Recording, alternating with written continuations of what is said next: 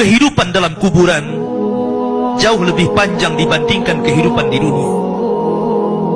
Nabi SAW bersabda, a'maru ummati baina sittina wa sab'in, bahwa usia umatku itu hanya berkisar 60-70 tahun saja. Sedikit yang lewat 70 tahun.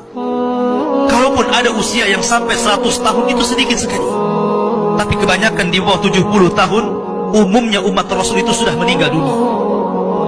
Tetapi ketika orang masuk ke dalam kuburan, usia dia di kuburan sampai kiamat ditegakkan itu panjang sekali. Anda bisa bayangkan, orang yang meninggal sejak zaman Nabi Adam sampai hari ini kiamat tidak dibangkit-bangkitkan, menunjukkan bahwa kehidupan kuburan jauh lebih panjang dibandingkan kehidupan dunia. Dari sinilah maka wajar seorang mukmin harus takut dengan kehidupan kuburan. Ma'asyiral muslimin yang dimuliakan Allah Azza wa Jalla. Tetapi para ulama mengatakan, apakah orang yang mendapatkan adab kubur itu munqati atau mustamir, terus menerus ataukah terputus? Kata para ulama, adab kubur itu hanya terputus dengan tiupan sangkakala Israfil. Ketika itulah Nabi SAW menceritakan bahwa Allah Subhanahu wa Ta'ala memerintahkan kepada Israfil untuk meniup sangkakala yang pertama. Disinilah adab kubur terputus. Karena ketika itu seluruh orang mati, baik orang yang ada di atas bumi atau yang ada di bawah bumi, baik kalangan jin, baik malaikat, kecuali makhluk-makhluk yang Allah kehendaki saja, semua hancur. Dan Abu Hurairah radhiyallahu anhu menceritakan kehancuran bumi setelah tiupan sangkakala itu adalah 40. Bisa 40 hari, bisa 40 bulan, bisa 40 tahun. Yang jelas Allah hancurkan bumi ini. Allah luapkan lautan ke daratan. Allah jatuhkan bintang. Allah hancurkan gunung sehingga seperti kapas yang dihempas angin. Itulah yang disebut dengan kehancuran alam atau hari kiamat. Baru setelah kemudian bumi tidak bulat lagi, tapi bumi terhampar. Allah ganti bumi yang kita pijak dengan bumi yang baru. Itulah yang disebut dengan padang mahsyar.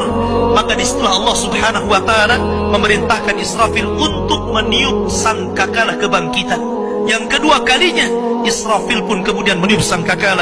Maka dari situlah manusia keluar dari perut bumi. Wa akhrajatil ardu athqalaha. Allah keluarkan beban-beban beratnya. Disitulah orang-orang yang beriman, ketika mereka muncul dari kuburan, maka mereka akan berkumpul dengan keluarganya. Allah mengatakan, alladzina amanu wattaba'athum dzurriyyatuhum biimanin alhaqna bihim dzurriyyatuhum.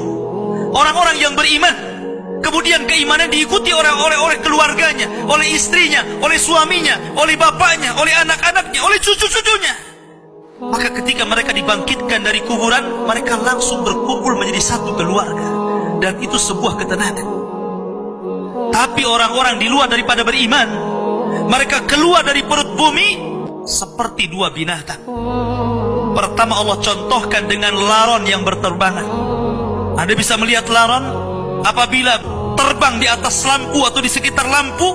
Lihat bagaimana cara terbangnya. Mereka akan saling tubruk dengan kawan-kawannya. Karena pada hari itu anak lari dari orang tuanya, suami lari dari istrinya, orang tua lari dari anaknya.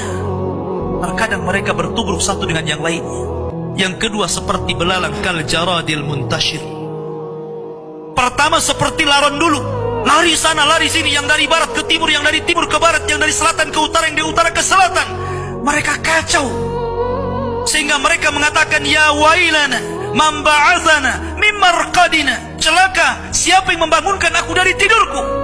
Tapi orang-orang yang beriman hanya mengatakan, hadza ma wa'adar rahman wa sadaqal mursalin. Inilah janji Allah kepada kalian dan benarlah ucapan para rasul. Baru setelah itu dari padang mahsyar berteriak seorang yang Allah suruh untuk berteriak. Mulailah kemudian mereka teratur. Maka mereka akan berjalan ke satu titik.